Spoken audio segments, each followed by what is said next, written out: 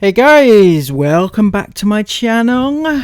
Good morning, good afternoon, good evening and good night wherever you are. Today we're going to be talking about the Ingham's shock horror.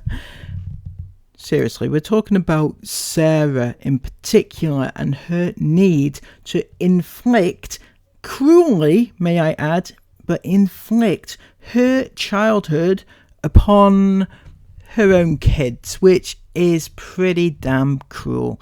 Now, if you remember rightly, you may remember that Sarah once said that they spent lots of holiday time away when they were young, when she was young. She spent lots of time in Caravans, I think.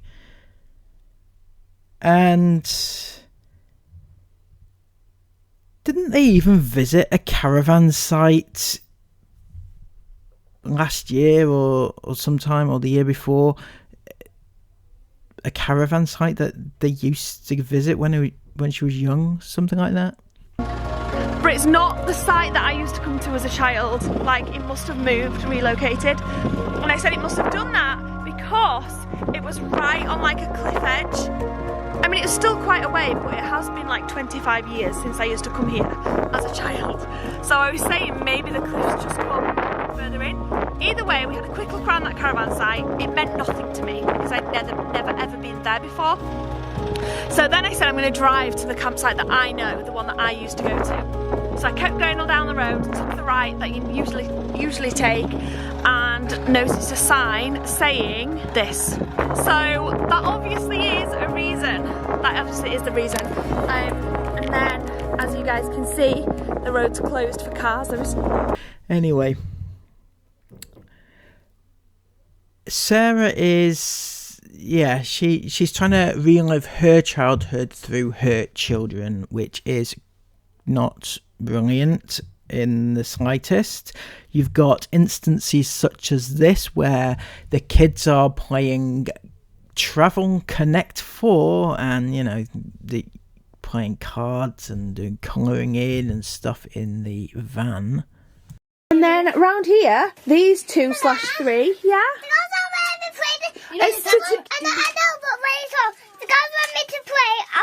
Yeah, so they're having a turn, and then you can have a turn. Okay? That's how we share. And then these girls are playing. Yeah, these girls are playing Connect 4 mini travel version. And then the two girls have got those utterly ridiculous bikes. Now, I'm sorry if that offends anybody, but to be honest, I feel like it's Sarah's version in her head of what a childhood should be like in the 60s or something like that, right? You've got those bikes, you've got little baskets on the front, you know, and it's not a real thing these days. This is not how kids are living these days. You've got a nearly 14-year-old on one of those bikes and she looks ridiculous. Let's not beat about the bush. That's what it looks like. And it's just she wants this, yeah, she has this image in her head about how it should be, and she's not thinking about how her kids in the modern day should be living. Did you have fun? Yeah. Where's Isla? You've got your helmet. Come on, Isla! Where is she? Right. She was quite behind me. Pretty, coming. Then she has she goes on about the old sweets and stuff that used to be when she was a child.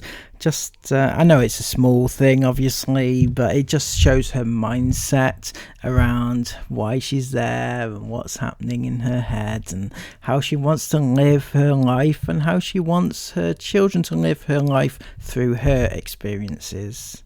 Little gem, Isla. She's just got back and said, Mum, I got you some Starburst. That's so nice. Who remembers when these used to be called Opal Fruits? What? These used to be called Opal. Wait, was it April or Opal? No, Opal.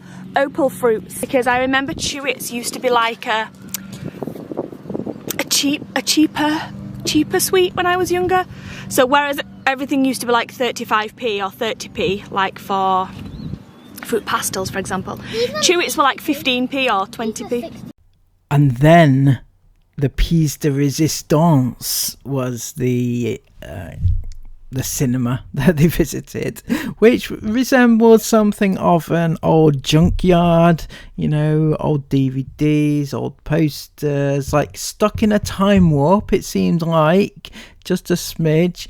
It's nice and it's nostalgic and everything, but you're taking your kids there as a day out, and, you know, maybe you and Sarah and Chris can, you know, visit there on your own. It's like a date night even, but, you know, take your kids somewhere that they're gonna, you know, get something out of. I absolutely love this place. It's so cool. Even got DVDs, which is something you never see anymore. Remember that film from when I was like 18 or whatever? So good, still so good now. Who remembers when you used to go to H&B and buy like your posters like this? It's sad that places like this are coming to an end.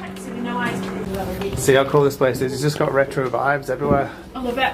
It's so good. All the cinemas are so cute. Oh, look at this. I love this. Look. Oh my gosh, Lara Croft Tomb Raider. Who remembers that?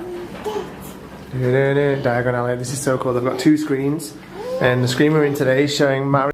And then let's not forget, because this is not just Sarah. Sarah is obviously living through her kids and everything, but then the other side of the coin, we've got the twat in the hat who goes on at every opportunity to blather on about his lovely caravans and vans and everything else that you can fit 7 people into and take them away on holiday and destroy their lives.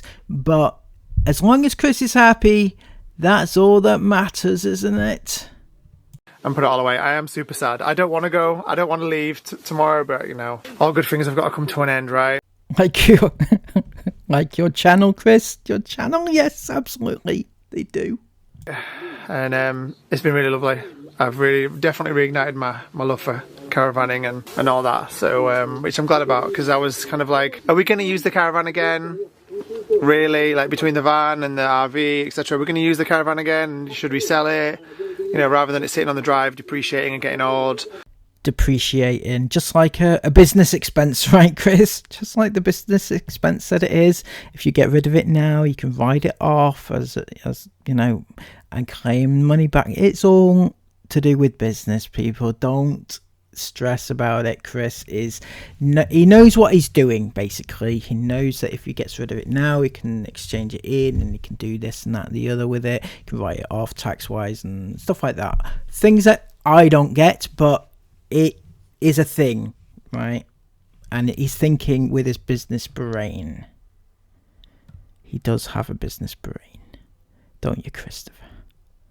Or whatever. I mean, it's brand new. You're like, if we sold it now, it's completely brand new. This year, brand new. And if we sold it now, you know, we could get almost what we paid for it, or if we probably get what we paid for it back. But I definitely don't want to do that now. Like, I'm 100%. I don't know. I definitely don't want to sell it. We will definitely use the caravan. I love the caravan. I love all of it. I love this. It's a different type of camping. Van camping and caravan camping is completely 2 different types of holiday.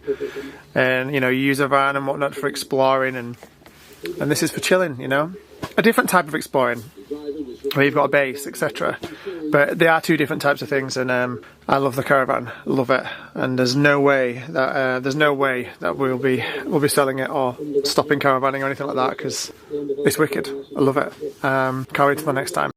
Now, Chris, I think what you need to do is count up the amount of times that you said I love it and I want to do it and I love it and I want to go caravanning and I want to do this, I want to do that. It's all about me. You see what I'm saying? This is what a lot of other people have said recently to you as well, in that a lot of what you've been saying is that it's things that you love. I've never once heard a passionate speech from one of your children about how much they really truly love caravanning or camping or van lifing or anything. Not that I expect them to do so, because, you know, anything that they do put out is obviously scripted. But what I'm saying is, it doesn't sound to me like the kids have a choice, basically. I mean, if you love caravanning this much and one of your children will say, Esme, came to you one day and said, Dad, I don't want to go on this next trip, what would you say? Honestly and truthfully, what would you say? Oh, Es, dear, you don't understand. I've just spent £93,000 on this RV, and we need to go.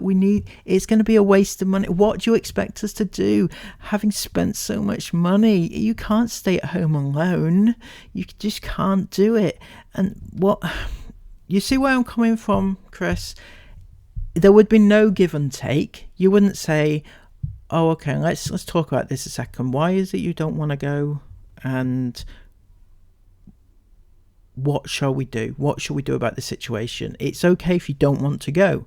We don't need to go. It's only something that would be nice.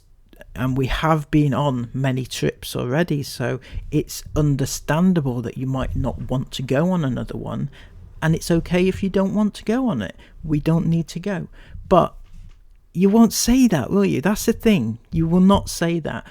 And I live for the day that one of your children turns around and says those exact words, Dad, I don't want to do it anymore.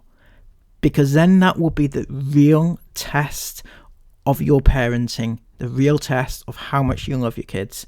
Because if you do something that they want to do, then that makes you a parent. If you twist it and turn it around into manipulation about why you want to carry on going, and if they don't let you do what you want to do, then that's selfish of them. That is the type of person that you are, in my opinion. So prove me wrong. That's all I'm going to say. Anyway, thank you all so much for watching this video. I'd like to give a massive shout out to all my members that have recently joined or rejoined the channel. You're appreciated so much. If you would also like to join, click the join button below this video and come on board. It's only from 99 pence. So it's, you know, thank you so much, everybody. Even if you have not joined, I do appreciate every single one of you, just for commenting, liking the video, watching the video and sharing it about and everything. It's so important to get all these things. It's more than just hating on a family, as people tend to think that's all that we're doing. It's not all that we're doing. We are trying to raise awareness for things that they are doing wrong. Trying to get them off YouTube would be nice, but if we can't get them off YouTube, then, you know, making sure that they don't exploit their kids as much as possible would be nice too. Until next time, have a lovely day. I appreciate you all so much. Take care and bye bye.